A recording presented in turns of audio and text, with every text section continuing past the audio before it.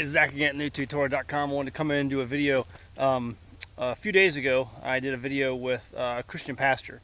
And it was supposed to be a food discussion, but he didn't want to discuss food, and we really only have about 45 minutes. And so we talked a little bit about food, but we varied off on some other topics. Sabbath was one of those topics, and he used the words reorientation. He claims that a reorientation occurred about the Sabbath, and he used Romans 14 verse 5 as his proof text for the reorientation of the Sabbath.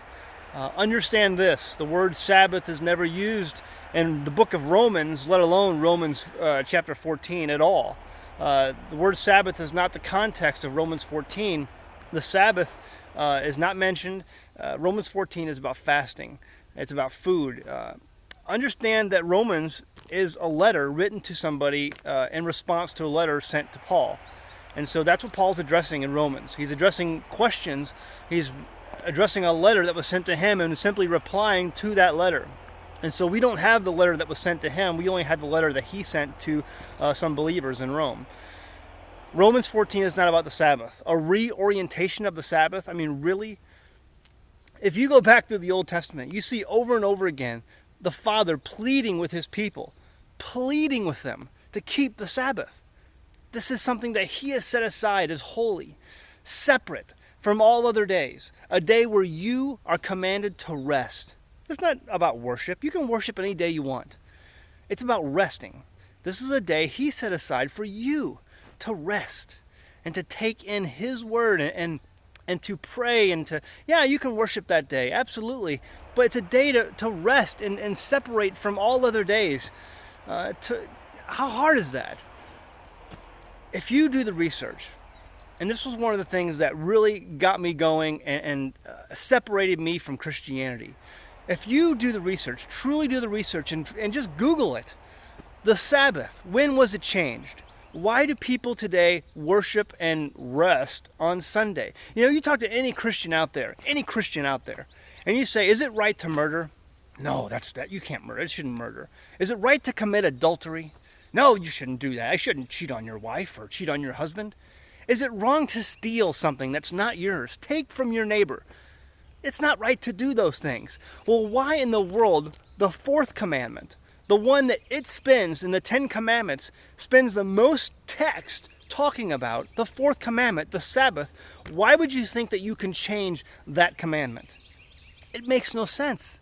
But yet Christianity today will say, oh, well, Sunday is our day of rest now. We rest because that's the day that Jesus was risen from the grave. Nowhere in your Bible does it say that, or do you find an example of someone doing that or saying that at all. It's a reorientation. The pastor I was talking to is grasping at straws because he knows he has nothing to stand on. There's no foundation for him to stand on. You go throughout all of your Old Testament and you see the Father pleading with his people over and over again to keep the Sabbath. It's a sign between you and me, he says. And so for Rome to change something that the Father put so much emphasis on in his word is that right? Can Rome, some guy who calls himself the Pope, change? Or some ruler? His name was Constantine. Constantine changed the Sabbath. He changed the day that the Father set apart from all others. And he changed it to Sunday. Go do the research on it. Seriously, this is what really started me on my walk. There's no scriptural evidence for Sunday. In fact, we see the disciples and Paul keeping the Feast of Pentecost all throughout the New Testament. We find verse after verse of them keeping the Feast of Pentecost. Pentecost, what does that word mean? It means 50 days. 50 days. Well, if you go back to Leviticus 23, you'll see somewhere in there, in Leviticus 23, I believe it's 15 and 16, where it talks about counting the weeks. There are to be 7 weeks. Well, how many days are in a week? 7 days, right, in a week. Well, if you count 7 weeks, that's 49 days. 7 times 7 is 49. Plus 1. It says the morrow after the Sabbath. The morrow after the Sabbath. 49. 49 plus 1. 7 times 7 plus 1. The morrow after the Sabbath. after you've counted 7 weeks, is to be Pentecost, the Feast of Weeks, the Shavuot. And we see the disciples keeping that. And so if they're keeping Pentecost, that means they're counting the Sabbaths. They're counting the Sabbath that was set apart by our Father, that He commanded us to keep forever throughout our generations, as a sign between Him and us. The disciples, Paul, they're keeping the Sabbath because they're keeping Pentecost. Pentecost is a direct result of keeping the Sabbath, because you have to count out 49 days, 7 Sabbaths, plus 1, the morrow after the Sabbath, to keep Pentecost.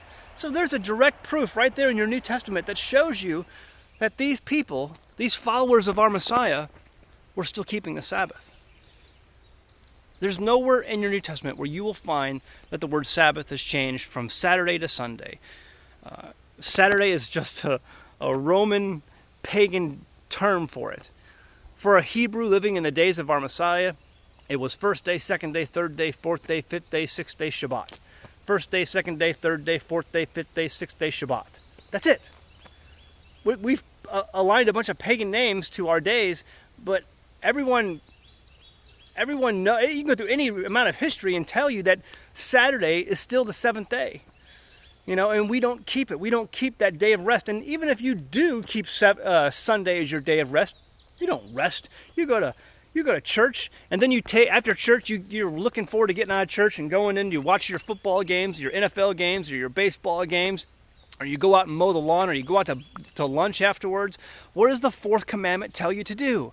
It says to rest. Don't do any work. Don't make anybody else do any work. But if you go to a restaurant, you go to Denny's after church, or Shoney's, or whatever it is, restaurant that's near you, Perkins or whatever, what are you doing? You're hiring a servant for an hour to serve you. The Father says don't do that. Keep that day separate. Keep that day holy. Keep that day set apart. Don't do any work. Don't make anybody else do any work. It's the most text written in Exodus chapter 20 of the 10 commandments. He gives us the most detail on that one, the Sabbath. It's not a reorientation, Pastor. That's just simple, mind-numbed ignorance is all that is. A reorientation. Just when you think you've heard them all. I'm going to leave it at that. Go home, read your Bible. Thanks.